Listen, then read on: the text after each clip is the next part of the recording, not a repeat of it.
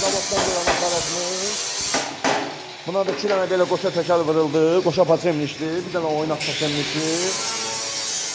İnşallah sefkanın yeri hazırlanır. Bıçaq sistemi qurulur. Çok. Buna da oynaq sağ gedəcək. Bir dənə təzə motor qoymuşuq. Bax. İnşallah. Bu işlər də hazırdır da. Sabah gedir. Demək inşallah Allah'ın teməli ilə. Salam.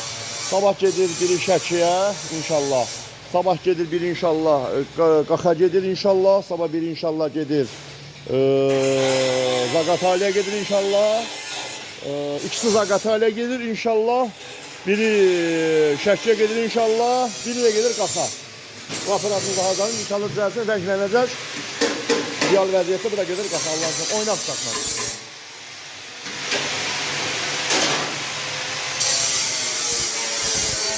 Motorlarımız da inşallah gəlib hamısı. Allah bərəkət versin. Allah pis gözlərdən qorusun. Allah bəd nəzərdən qorusun. Bax belə pakovkada mis sarğılı motorlar. Baxın. İslam ayarlıq sarxam. Pakovka. Baxın. Qara motor mis sarğılı. Super.